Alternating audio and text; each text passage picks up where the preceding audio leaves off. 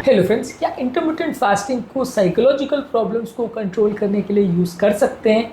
Intermittent fasting वैसे तो एक ऐसी स्ट्रैटेजी है जो आपका वज़न कम करती है, लेकिन ये बहुत सारी और बीमारियों में जैसे कि diabetes, BP, sugar, cholesterol, heart attack, fatty liver, Alzheimer, cancer, बहुत सारी चीज़ों में इसका रोल है। आज हम बात करें क्या साइकोलॉजिकल प्रॉब्लम्स में भी इसका कुछ रोल हो सकता है? क्या इसके लिए कुछ एविडेंस है कि अगर किसी को कोई साइकेट्रिक प्रॉब्लम्स है वहाँ पे इसको प्रयोग करने से कुछ फ़ायदा मिलता है? बहुत सारी आपकी मेंटल हेल्थ प्रॉब्लम्स जो है आपके बायोलॉजिकल हार्मोन और बिहेवियर सिस्टम से अफेक्टेड होती है। कुछ हद तक इंटरमिटेंट फास्टिंग उनको इन्फ्लुएंस करता है। तो क्या इसका कोई सिग्निफिकेंट पॉजिटिव इफेक्ट हमारी साइकोलॉजिकल बीमारियों पर भी हम देख सकते हैं या नहीं? आज इस पर बात करेंगे। टॉपिक पर जाने से पहले जो लोग हमारे चैनल पर नए हैं मैं रिक्वेस्ट करूँगा कि चैनल को सब्सक्राइब करें, वीडियोज़ को लाइक करें, शेयर करें, फॉलो करें, कमेंट करें, पूरा देखें। टॉपिक इंपॉर्टेंट है, इसे एंड तक देखिएगा। चलिए शुरू करते हैं।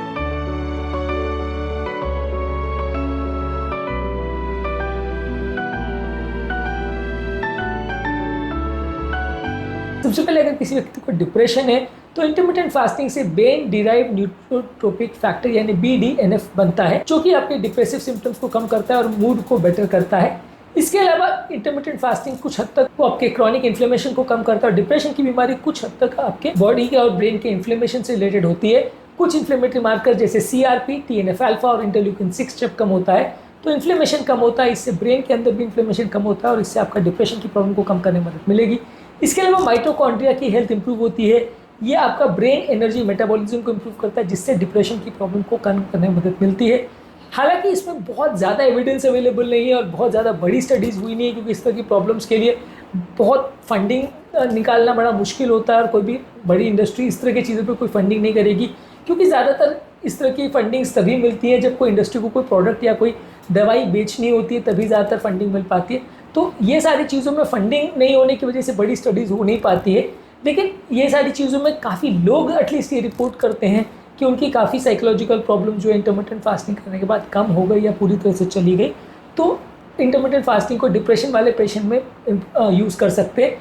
डेली फास्टिंग या ऑल्टरनेटिव फास्टिंग से लोगों के डिप्रेशन के स्कोर्स कम हो जाते हैं, खासकर अगर ये डिप्रेशन आपके मेटाबॉलिक सिंड्रोम या ओवरवेट होने के पार्ट है। अगर ओवरवेट होने की वजह से किसी ने आपको कुछ उल्टा सीधा सुना है और आप उसकी वजह से डिप्रेशन में हो तो डेफिनेटली आपको फ़ायदा मिलेगा, क्योंकि आपको यहाँ पे रिजल्ट्स मिलेंगे और आपका डिप्रेशन चला जाएगा। लेकिन अगर ऐसा ना भी हो तो भी आइसोलेटेड डिप्रेशन हो जो कि ओवरवेट होने से रिलेटेड ना भी हो तो भी आपको कुछ फ़ायदा मिल सकता है। एंग्जाइटी की अगर बात है तो एंग्जाइटी जो है ब्लड शुगर लेवल से कई बार लिंक्ड होता है। ब्लड शुगर लेवल्स में जितने ज़्यादा फ्लक्चुएशंस होंगे उतना ज़्यादा एंग्जाइटी के अटैक्स आने का चांस बढ़ता है। इंटरमिटेंट फास्टिंग द्वारा आपके ब्रेन के गाबा ग्लूटामेट सिस्टम को मैनेज करने में मदद मिलती है।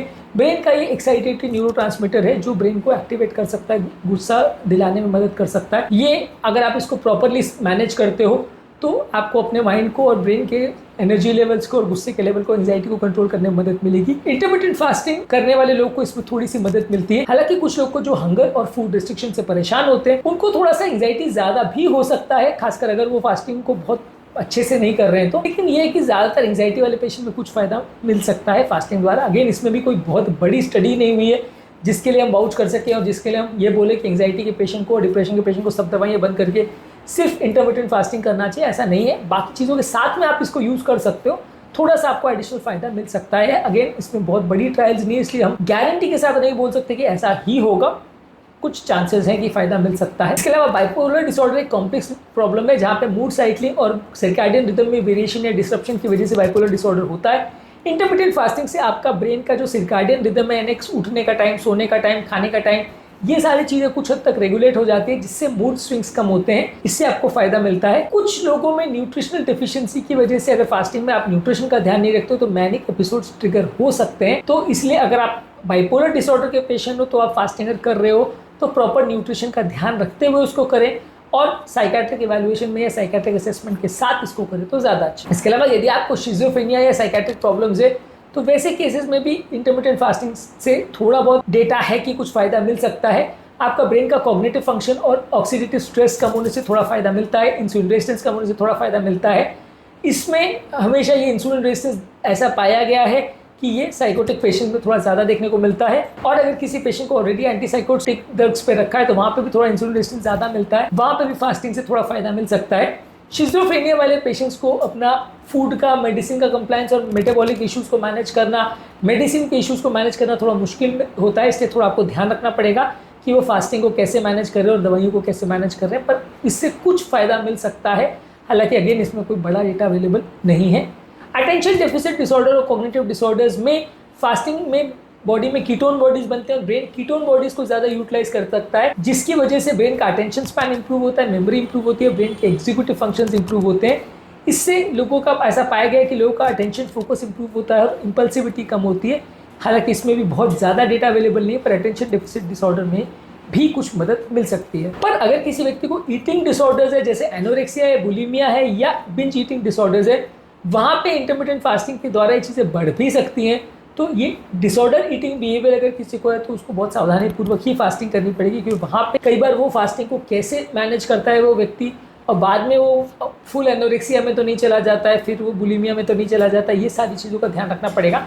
तो जहाँ ईटिंग डिसऑर्डर्स है अगर व्यक्ति को, तो वहाँ इंटरमिटेंट फास्टिंग यूज नहीं करनी चाहिए, वहाँ पे नुकसान हो सकता है। तो वहाँ पे आपको अगर कोई और चीज़ के लिए करनी भी है अगर फास्टिंग, तो भी डॉक्टर के साथ पूछ करके ही करिए, क्योंकि वहाँ पे थोड़ा ज़्यादा रिस्की हो सकता है, काउंटर प्रोडक्टिव हो सकता है, फायदे के बदले नुकसान हो सकता है। ओवरऑल इंटरमिटेंट फास्टिंग करने से कई तरह के फायदे हो सकते हैं। ब्रेन में BDNF यानी ब्रेन डिराइव्ड न्यूरोट्रोपिक फैक्टर बढ़ सकता है, जो कि ब्रेन का मूड इंप्रूवमेंट करता है और न्यूरोप्लास्टिसिटी यानी ब्रेन की स्ट्रक्चर इंटेग्रिटी को मेंटेन करता है। ब्रेन का इन्फ्लेमेशन कम होता है, जिससे कि डिप्रेशन एंजाइटी को कंट्रोल करने में मदद मिलती है। ब्रेन का स्ट्रेस रेजिलियंस यानी स्ट्रेस के प्रति जो ब्रेन का उनको मैनेज करने की जो कैपेबिलिटी है वो इम्प्रूव होती है। इससे आपका मेंटल रेजिलियंस या मेंटल प्रॉब्लम से लड़ने की क्षमता इंप्रूव होती है। सर्काडियन रिदम का अलाइनमेंट इंप्रूव होता है, यानी सोने का, उठने का, खाने का सब टाइम बेटर हो जाता है, जिससे स्लीप के डिसऑर्डर्स, मूड के प्रॉब्लम्स और ब्रेन के कई मेमोरी प्रॉब्लम्स पे फ़ायदा मिलता है। और गट ब्रेन एक्सेस में भी फ़ायदा मिलता है, यानी पेट के नेचुरल बैक्टीरिया भी ग्रो होते हैं, जिसकी वजह से आपके मूड रेगुलेशन में फ़ायदा मिलता है, क्योंकि पेट के नेचुरल बैक्टीरिया का सिग्निफिकेंट रोल है आपकी मेमोरी और मेंटल डिसऑर्डर्स में, ऐसा काफ़ी स्टडीज़ ने शो किया है। ओवरऑल ये कह सकते हैं कि इंटरमिटेंट फास्टिंग का कुछ प्रॉमिस हो सकता है डिप्रेशन, एंजाइटी और मूड रिलेटेड डिसऑर्डर्स में। हर बीमारी में मदद करेगा ऐसा नहीं है, कुछ फ़ायदा कर सकता है। हालांकि ये आइसोलेटेड ट्रीटमेंट नहीं है कि आपको सिर्फ डिप्रेशन हो तो फास्टिंग चालू कर दीजिए सब ठीक हो जाएगा, ऐसा नहीं है। बाकी थेरेपी के साथ इसको लेना पड़ेगा, इंडिविजुअलाइज करना पड़ेगा, मेडिकली सुपरवाइज वे में करना पड़ेगा। कौन सा व्यक्ति फास्टिंग के दौरान कैसा बिहेव करेगा कई बार कंट्रोल करना थोड़ा मुश्किल होता है। बैलेंस डाइट और न्यूट्रिशन रिच डाइट के साथ अगर इसको फॉलो करेंगे तो ज़्यादा अच्छे रिजल्ट्स मिलेंगे। आज के टॉपिक में हमने बात करी कि यदि आपको साइकियाट्रिक प्रॉब्लम्स है, मूड डिसऑर्डर्स है, तो वैसे केस में इंटरमिटेंट फास्टिंग से क्या क्या फ़ायदे हो सकते हैं और क्या क्या इसके लिए डेटा अवेलेबल है, और क्या हर व्यक्ति को फास्टिंग करनी चाहिए अगर उसको साइकियाट्रिक प्रॉब्लम्स है। तो उम्मीद करूँगा कि आज के टॉपिक में कुछ नई बातें जानने को मिली होगी। जो लोग हमारे चैनल पर नए हैं मैं रिक्वेस्ट करूँगा चैनल को सब्सक्राइब करें, वीडियोज़ को लाइक करें, शेयर करें, फॉलो करें, कमेंट करें, पूरा करें।